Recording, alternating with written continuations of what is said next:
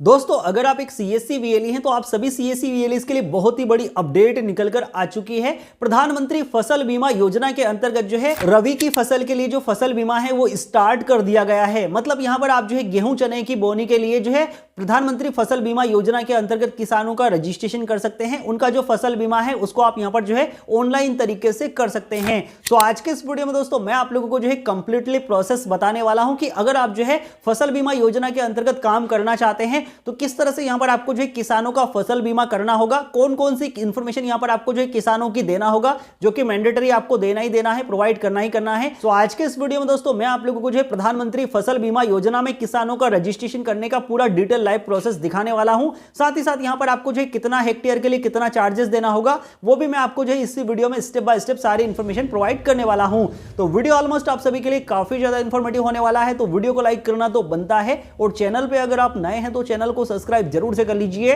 क्योंकि हमारे चैनल पे आपको इसी तरह का डिजिटल इंडिया से रिलेटेड कंटेंट मिलता रहता है। तो चलिए फिर वीडियो को शुरू करते हैं। तो दोस्तों उसके लिए सबसे पहले आपको जो अपने मोबाइल के या लैपटॉप के किसी भी एक ब्राउजर में प्रधानमंत्री फसल बीमा योजना की जो ऑफिशियल वेबसाइट है उसको ओपन कर लेना है। इस वेबसाइट का लिंक आपको नीचे वीडियो के डिस्क्रिप्शन में मिल जाएगा। तो जैसे ही आप इस वाली वेबसाइट को ओपन करेंगे तो आपके सामने यहाँ पर प्रधानमंत्री फसल बीमा योजना का कुछ इस तरह का वेबसाइट का इंटरफेस पेज आपको देखने के लिए मिल जाएगा। अब दोस्तों यहाँ से जो है जो किसान भाई है खुद के माध्यम से घर बैठे ऑनलाइन तरीके से भी अपना फसल बीमा कर सकते हैं। लेकिन आज का जो वीडियो है मैं सीएससी के लिए बना रहा हूं, तो जितने भी हमारे सीएससी के वीएलईस बंधु हैं वो यहां पर किस तरह से किसान भाइयों का जो है फसल बीमा योजना के अंतर्गत रजिस्ट्रेशन करेंगे, क्या उसका डिटेल प्रोसेस रहेगा, किस तरह से आपको डॉक्यूमेंट अपलोड करना है, सारा कुछ डिटेल लाइव प्रोसेस मैं आपको जो इस वीडियो में स्टेप बाय स्टेप दिखाने वाला हूं। तो उसके लिए आपको क्या करना है, सबसे पहले यहां पर आपको इनरोलमेंट पार्टनर इस वाले ऑप्शन पे क्लिक करना है। यहां पर आपको सेकंड नंबर का ऑप्शन देखने के लिए मिल जाता है सीएससी का, आपको जो इसी वाले ऑप्शन पे क्लिक कर देना है। तो आपको रिडायरेक्ट कर दिया जाएगा सीएससी लॉगिन वाले इंटरफेस पेज पर, जहां पर कि आप जो अपना सीएससी आईडी एंटर करेंगे, पासवर्ड डालेंगे, कैप्चा को फिल करेंगे और आपका जो सीएससी का डैशबोर्ड है उसको लॉगिन कर लेंगे। तो जैसे ही आप साइन इन वाले बटन पे क्लिक करेंगे तो आपके सामने इस तरह का प्रोसेस होगा एंड आपको यहां पर रिडायरेक्ट कर दिया जाएगा प्रधानमंत्री फसल बीमा योजना के ऑफिशियल पेज पर। अभी दोस्तों यहां पर आपको जो है सबसे पहले तो स्टेट सिलेक्शन करने का ऑप्शन आएगा, तो यहां से जो है आपको अपने अकॉर्डिंग स्टेट सिलेक्शन कर लेना है। जिस किसी भी स्टेट में आप रहते हैं वो स्टेट आप सिलेक्ट करेंगे। उसके बाद यहां पर आपको जो है फसल बीमा योजना की काफी सारी स्कीम्स देखने के लिए मिल जाएंगी। तो यहां पर आप देख सकते हैं ईयर का आपको ऑप्शन मिलेगा। यहां पर आप जो है मध्य प्रदेश में, जैसे कि मैंने मध्य प्रदेश को सिलेक्ट किया है, तो यहां पर रबी की फसल के लिए यहां पर जो है हमारे पास प्रधानमंत्री फसल बीमा योजना का ऑप्शन आ चुका है 2025 का, तो आपको जो इसको सिलेक्ट कर लेना है। अगर आप यहां पर वेदर बेस्ड फसलें, ठीक है ना, जो कि मौसमी फसलें होती है उनके लिए आप किसान का इंश्योरेंस करना चाहते हैं, जैसे कि आलू है, टमाटर है, तो उनके लिए आप जो इस वाली स्कीम को यहां पर सिलेक्ट कर सकते हैं। तो हम यहां पर जो है गेहूं चना के लिए एप्लीकेशन कर रहे हैं किसान का, तो हमने जो इस वाले ऑप्शन को सिलेक्ट कर लिया है प्रधानमंत्री फसल बीमा योजना। उसके बाद आपको सबमिट वाले ऑप्शन पे क्लिक कर देना है। अभी आपके सामने जो इस तरह का इंटरफेस पेज आ जाएगा, आपको टेंशन नहीं लेना है। यहां पर ऊपर की तरफ आपको एक होम का बटन मिलेगा, इनसाइड का बटन मिलेगा, उसके जस्ट साइड में आपको जो एप्लीकेशन का एक ऑप्शन देखने के लिए मिलता है, आप यहां पर क्लिक करेंगे। जैसे ही आप यहां पर क्लिक करेंगे तो आपके सामने सीएससी एप्लीकेशन का ऑप्शन आ जाएगा। अब दोस्तों यहां पर अगर आप जो है नया एप्लीकेशन करना चाहते हैं फार्मर का, तो आप यहां पर एप्लीकेशन फॉर्म इस वाले ऑप्शन पे क्लिक करेंगे। अगर आपने जो एप्लीकेशन कर दिया है, पेड एप्लीकेशन को आप चेक करना चाहते हैं, तो आप यहां पर पेड एप्लीकेशन वाले ऑप्शन पे क्लिक करके एप्लीकेशन को जो है चेक कर सकते हैं, जो भी एप्लीकेशन आपने यहां पर पेमेंट किए हैं उनको। उसके बाद यहां पर अनपेड एप्लीकेशन, मान लीजिए आप यहां पर एप्लीकेशन करते हैं और किसी कारण से आप जो है पेमेंट नहीं कर पाते हैं, या किसान जो है कहता है आपसे कि पेमेंट भैया मैं 1 या 2 दिन में अरेंज कर दूंगा, आप मुझे बता दीजिए कितना मेरा ईएमआई बन रहा है या कितना मेरा प्रीमियम बन रहा है, तो आप अनपेड एप्लीकेशन को कर सकते हैं। जब आपको किसान पेमेंट कर देगा तो आप उनका एप्लीकेशन यहां से जो है पेड कर सकते हैं। और जो आपके एप्लीकेशन रिजेक्ट हुए हैं उनको आप यहां पर चेक कर सकते हैं, कितने आपके एप्लीकेशन जो है रिजेक्ट हुए हैं, पेमेंट रिजेक्ट हुआ है, उसका पेमेंट आप ही को जो है रिफंड हो जाता है। तो यहां पर जैसे कि अगर आप नया एप्लीकेशन करना चाहते हैं तो आपको एप्लीकेशन फॉर्म इस वाले ऑप्शन पे क्लिक कर देना है। अब जैसे ही आप यहां पर क्लिक करेंगे तो यहां पर आपके सामने सबसे पहले फार्मर एप्लीकेशन फॉर्म आ जाएगा। तो जो योजना आपने सेलेक्ट की है, स्कीम को जो आपने सेलेक्ट किया है रबी के अंतर्गत प्रधानमंत्री फसल बीमा योजना 2025, अगर आप इसको चेंज करना चाहते हैं तो यहां पर भी आपको चेंज का ऑप्शन देखने के लिए मिल जाता है। लेकिन हम यहां पर जो है चेंज नहीं करेंगे, क्योंकि हमने यहां पर जो सिलेक्शन किया है सही सिलेक्शन किया है। अब यहां पर आपको जो किसान की डिटेल को देना है, तो डिटेल आप 2 तरीके से दे सकते हैं। अगर किसान के पास में जो है अगर आईएफएससी कोड के माध्यम से डिटेल देना चाहते हैं तो आप यस करेंगे, बैंक का आईएफएससी कोड डालेंगे एंड यहां पर वेरीफाई वाले बटन पे क्लिक करेंगे तो किसान की कंप्लीट डिटेल यहां पर ऑटोमेटिक फिल हो जाएगी, ठीक है ना। यहां पर आपको केवल किसान का जो है बैंक अकाउंट नंबर एंटर करना है, अकाउंट नंबर को कंफर्म करना है और जो अकाउंट होल्डर है उसको आपको यहां पर सिलेक्ट करना है, सिंगल होल्डर है, डबल होल्डर है, ठीक है ना। अगर मान लीजिए किसान का आप आईएफएससी कोड से डिटेल नहीं फिल करना चाहते हैं तो यहां पर उस कंडीशन में आप नो वाले ऑप्शन पर सिलेक्टेड रहने देंगे, स्टेट सेलेक्ट करेंगे, डिस्ट्रिक्ट सेलेक्ट करेंगे, बैंक का नाम सेलेक्ट करेंगे, ठीक है ना। जो भी बैंक किसान का है ब्रांच सेलेक्ट करेंगे, अकाउंट टाइप यहां पर सेलेक्ट करेंगे, लोन अकाउंट है, सेविंग अकाउंट है, ठीक है ना। उसके बाद अकाउंट नंबर यहाँ पर प्रोवाइड कर देंगे। तो हम यहाँ पर जो है आईएफएससी कोड से प्रोवाइड करना चाहते हैं, तो हमने आईएफएससी कोड एंटर करके वेरीफाई वाले बटन पे क्लिक किया। अब यहाँ पर हम जो है किसान का बैंक अकाउंट नंबर एंटर करेंगे, यहाँ पर अकाउंट नंबर को कंफर्म करेंगे। उसके बाद आपको जो है नीचे की तरफ आना है एंड यहाँ पर आपको जो है चेक बैंक डिटेल इस वाले ऑप्शन पे क्लिक कर देना है।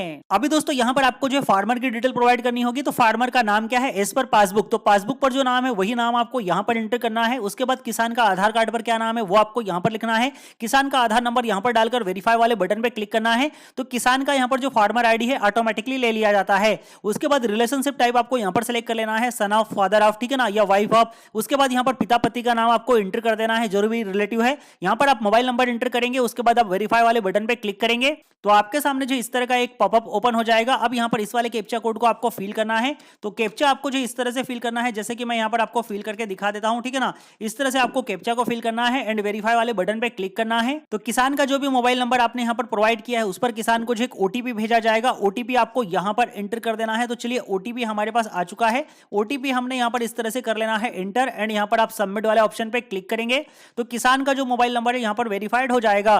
किसान की एज आपको यहाँ पर एंटर कर देनी है, जेंडर आपको यहाँ पर सेलेक्ट कर लेना है, मेल फीमेल, कास्ट कैटेगरी आपको यहाँ पर सेलेक्ट कर लेनी है। आप जनरल कैटेगरी से आते हैं, एसटी से आते हैं, ओबीसी से आते हैं या एससी से आते हैं, ठीक है ना। उसके बाद फार्मर का जो कैटेगरी है वो आपको यहाँ पर बता देना है। किसान का जमीन खुद का है, लीज पर लेकर रखा है, खोट बटाई से लेकर रखा है, वो आप यहाँ पर सेलेक्ट करेंगे।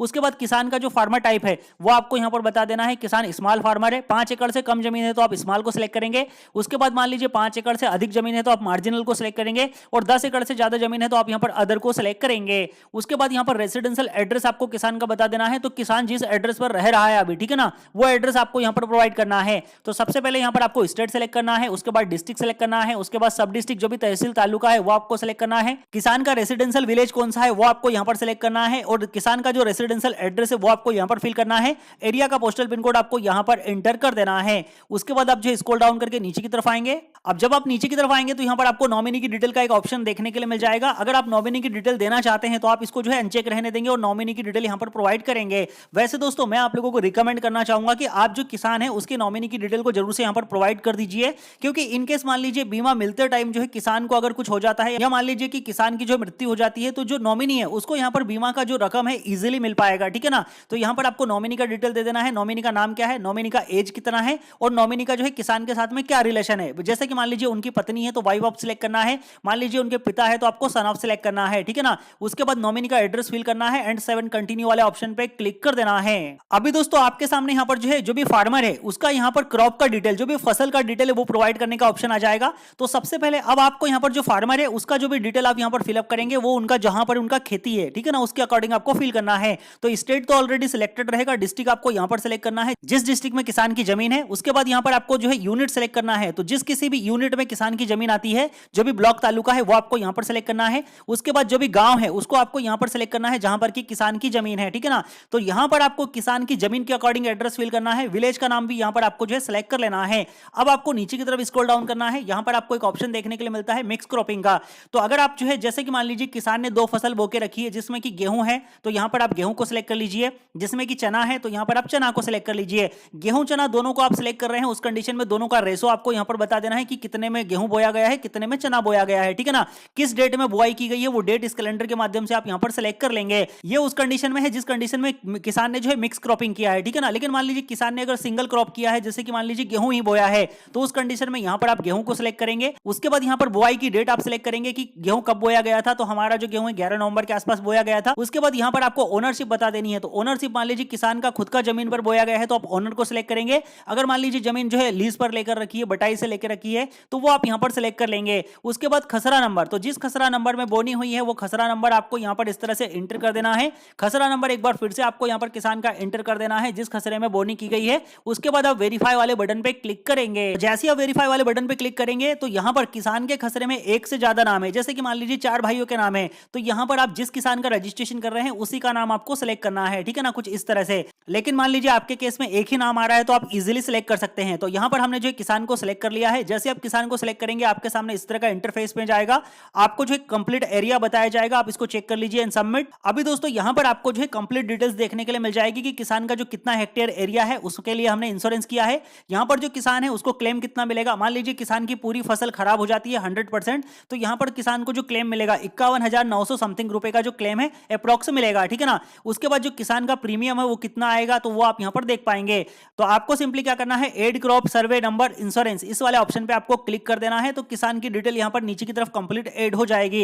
यहां पर भी आपको जो बताया गया है कि कितना प्रीमियम आएगा, ठीक है ना, किस किसान के नाम से आपने एप्लीकेशन किया है, सारी डिटेल आप चेक कर सकते हैं। अभी आपको स्क्रॉल डाउन करके नीचे की तरफ आ जाना है। अब दोस्तों यहां पर आपको जो है जो भी किसान है उसके 4 डॉक्यूमेंट अपलोड करने होंगे। तो डॉक्यूमेंट मेनली आपको यहां पर 2 ही तरीके से अपलोड करने हैं। सबसे पहले तो आपको जो किसान का पासबुक है, जो बैंक अकाउंट आपने सेलेक्ट किया है उसी का पासबुक आपको अपलोड करना है। उसके बाद यहां पर लैंड का रिकॉर्ड, जो भी जमीन का आपके पास में रिकॉर्ड है, किसान का पावती है या खसरा है, उसको आपको यहां पर अपलोड कर देना है। बुआई का सर्टिफिकेट अगर है किसान के पास तो आप अपलोड कीजिएगा, नहीं है तो आप इसको स्किप कर सकते हैं। और किसान ने अगर जमीन जो है खोट बटाई से लेकर रखी है तो उस कंडीशन में आप यहां पर जो उनका एग्रीमेंट होता है, जो उनका यहां पर एफिडेविट होता है, उसको भी आप यहां पर अपलोड करेंगे, ठीक है ना। ये लीज की कंडीशन में आपको जरूर से अपलोड करना है। अगर आप नहीं करेंगे तो फिर जो है किसान को बेनिफिट नहीं मिलेगा, इस चीज का आपको ध्यान रखना है। तो पासबुक अपलोड करने के लिए आपको चूज फाइल वाले बटन पे क्लिक करना है। जहां कहीं भी आपने किसान का पासबुक रखा है उसको आप सिलेक्ट करेंगे, उसके बाद अपलोड वाले बटन पे क्लिक करेंगे। आपको एक चीज का ध्यान रखना है, 500 केबी से कम साइज होना चाहिए, तो ये आपका फाइल यहां पर अपलोड हो पाएगा। उसी तरह से यहां पर आपको लैंड रिकॉर्ड को भी अपलोड करना है, तो चूज फाइल वाले बटन पे क्लिक करेंगे। जहां कहीं भी आपने खसरा वगैरह रखा है उसको आप सिलेक्ट करेंगे एंड अपलोड वाले बटन पे क्लिक करेंगे, तो आपका जो खसरा है कुछ इस तरह से यहां पर अपलोड होने लगेगा।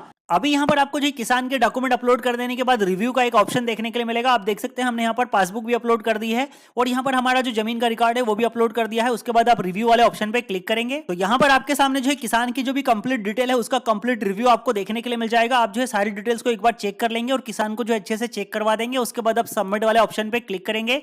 जैसे आप सबमिट वाले ऑप्शन पे क्लिक करेंगे तो यहां पर आपसे जो है टोटल एरिया और फार्मर का जो यहां पर आपको देखने के लिए मिल जाएगा टोटल शेयर, ठीक है ना, कितने का शेयर है। अभी आपके सामने जो है किसान की कंप्लीट डिटेल्स आपको देखने के लिए मिल जाएगी। तो यहां पर आपको क्या करना है, मेक पेमेंट वाले ऑप्शन पे क्लिक कर देना है। अभी दोस्तों यहां पर हमारा जो सेल अमाउंट है वो आपको देखने के लिए मिल जाएगा कि आपका जो सेल अमाउंट है कितना है। तो 779 रुपए का यहां पर जो हमारा सेल अमाउंट बना है, मतलब हमको जो किसान से चार्ज करना है 779 रुपए का चार्ज करना है। हमारे वॉलेट से जो पैसा काटा जाएगा वो यहां पर आप देख सकते हैं 750 रुपए का जो डिडक्शन है वो किया जाएगा। तो मोटा मोटा हमको जो एक पॉलिसी बनाने पे जो है 30 रुपए का कमीशन यहां पर मिल जाता है। तो आप अपना जो भी वॉलेट पासवर्ड वगैरह होता है वो एंटर करेंगे और यहां पर आप जो है किसान का पेमेंट कंप्लीट कर देंगे। अभी दोस्तों मान लीजिए कि किस कारण से आप जो है पेमेंट नहीं कर पाते हैं, तो उस कंडीशन में आपको जो है अनपेड एप्लीकेशन वाले सेक्शन में चले जाना है। यहां पर आपको जो है आपका एप्लीकेशन देखने के लिए मिल जाएगा कि आपने जो इस वाले एप्लीकेशन का पेमेंट नहीं किया है। आप यहां पर जो है एक्शन वाले बटन में जाएंगे, व्यू ट्रांजैक्शन वाले बटन पे क्लिक करेंगे और यहां से आप जो है किसान का जो है पेमेंट आप दोबारा से कर सकते हैं। तो यहां पर आपको बोला जा रहा है डिलीट पॉलिसी के लिए या मेक पेमेंट के लिए, ठीक है ना। तो यहां से अगर आप चाहें तो मेक पेमेंट वाले ऑप्शन पे क्लिक करके आप जो है किसान का पेमेंट भी दोबारा से कर सकते हैं। तो इस तरह से दोस्तों अगर आप एक सीएससी वीएलई हैं तो सीएससी के माध्यम से किसानों का जो है फसल बीमा योजना के अंतर्गत आप जो है पॉलिसी कर सकते हैं। कंप्लीट डिटेल प्रोसेस मैंने आपको जो आज के इस वीडियो में बताने की कोशिश की है। तो वीडियो अगर आपको थोड़ा सा भी हेल्पफुल लगा हो तो वीडियो को लाइक कीजिए। इस वीडियो से रिलेटेड अगर आपके मन में कोई भी सवाल है, कोई भी डाउट है, आप मुझे कमेंट सेक्शन में पूछ सकते हैं। बाकी मैं मिलता हूं आपसे नेक्स्ट वीडियो में किसी नई इंफॉर्मेशन के साथ। तब तक के लिए आप अपना ख्याल रखिए। जय हिंद, जय भारत।